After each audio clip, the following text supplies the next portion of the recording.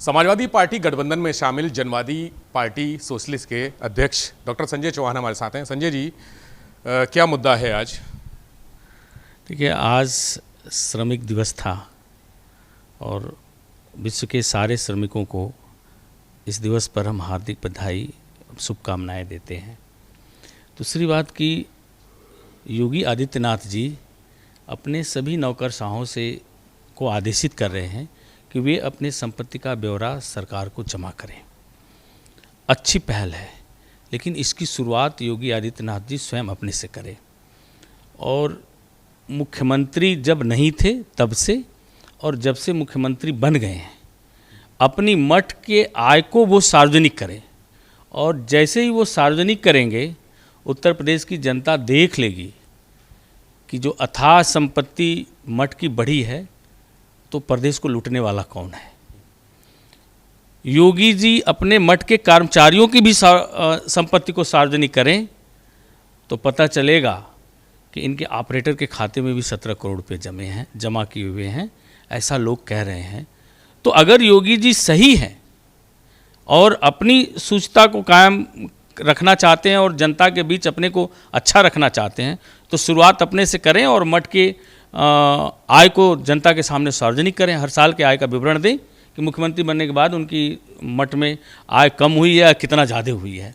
उत्तर प्रदेश का पूरा खनन का पैसा मठ में जमा हो रहा है और ब्लैक मनी को वाइट मनी बनाई जा रहा है। इस समय लूट का अड्डा मठ बनी हुई है। ये आप गंभीर आरोप लगा रहे हैं संजय जी। योगी जी लूट का अड्डा मठ बना हुआ है और खनन का पैसा जा रहा है, कोई साक्ष्य है आपके पास? मैं जो कह रहा हूँ अगर झूठ है तो योगी जी के जो मठ है उसकी संपत्ति को सार्वजनिक करें ना, उस पर हक है, वो ट्रस्ट है, तो उसको सार्वजनिक करें और बताएं। हम गलत कह रहे हैं कि सही कह रहे हैं, पानी का पानी हो जाएगा। आप खुद आरटीआई डाल दीजिए इस पर। मैं आरटीआई डाल सकता हूँ, डालूंगा। और वो अपने कर्मचारियों की संपत्ति का भी, जो मठ के कर्मचारी हैं उनका भी संपत्ति को सार्वजनिक करें। उनके भी जब से वो मुख्यमंत्री बने हैं तब से उनके आय में कितनी वृद्धि हुई है, ये चीज़ें विवरण जनता के सामने रखें। ऐसा मैं चाहता हूँ कि योगी जी अगर अपने को सही साबित कर रहे हैं तो सही साबित करें। योगी जी ने एक आदेश दिया है, जो नौकरशाहों वाली बात आप बता रहे हैं, क्या आपको लगता है कि नौकरशाह अपनी संपत्ति का ब्यौरा सार्वजनिक करेंगे? इसके पहले भी आदेश हुए? पहले भी आदेश किए थे, कोई नौकरशाह जमा नहीं किया। और मैं जानता हूं कि योगी जी जब खुद नहीं जमा करेंगे तो नौकरशाह क्यों जमा करेगा? नहीं करेगा, कोई इस पर अमल नहीं करेगा।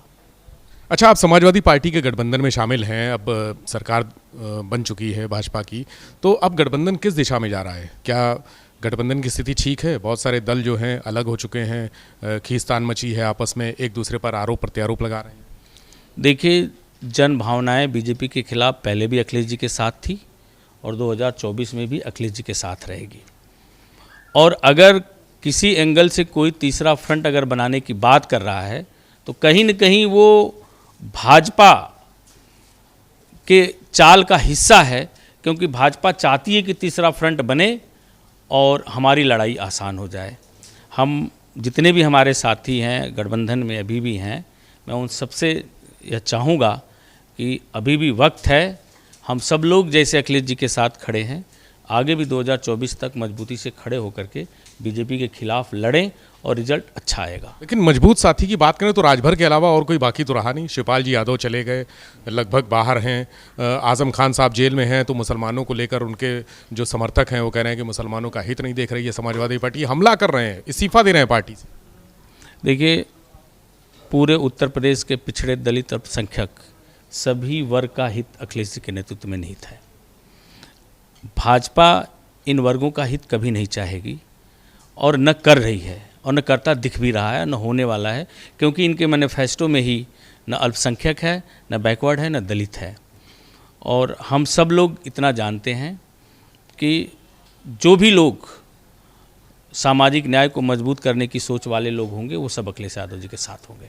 आजम साहब को लेकर स्थिति क्लियर करिए। देखिए, अखिलेश यादव का एक बयान आया कि समाजवादी पार्टी आजम के साथ में है। एक गठबंधन के महत्वपूर्ण घटक के तौर पर आप क्या कहेंगे? देखिए, अखिलेश को वहाँ जाना चाहिए आजम से जेल में मिलने?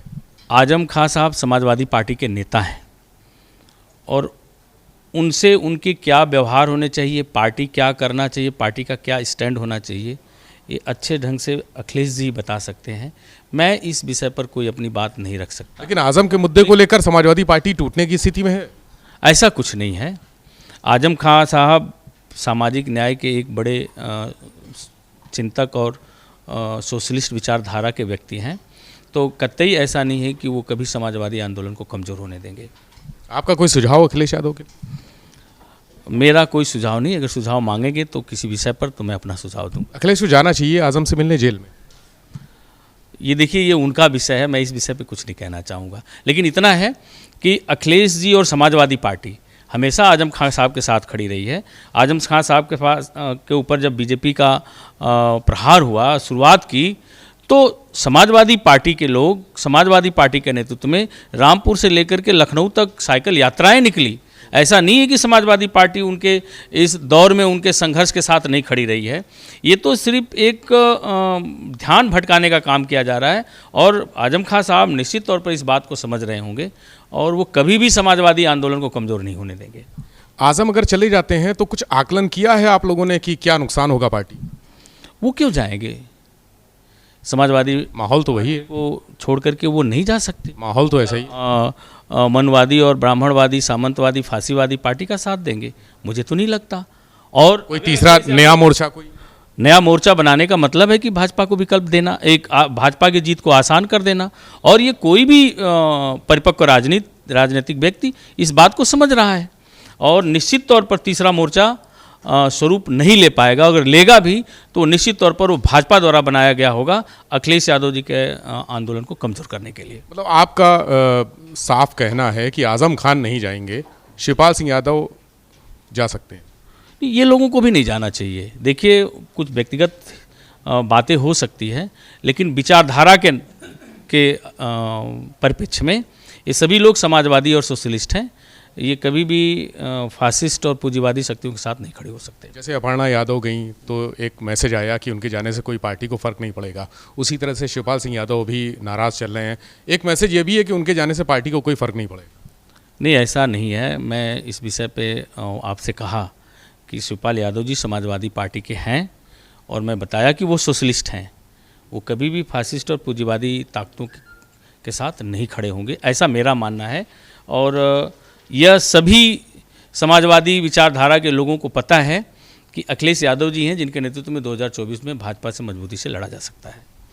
तो डॉक्टर संजय चौहान का साफ कहना है कि आजम भी रहेंगे पार्टी में और शिवपाल सिंह यादव भी रहेंगे, और 2024 का चुनाव अखिलेश यादव के नेतृत्व में मजबूती से लड़ा जाएगा। कैमरा से हरिओम के साथ विवेक त्रिपाठी, एबीपी गंगा, लखनऊ।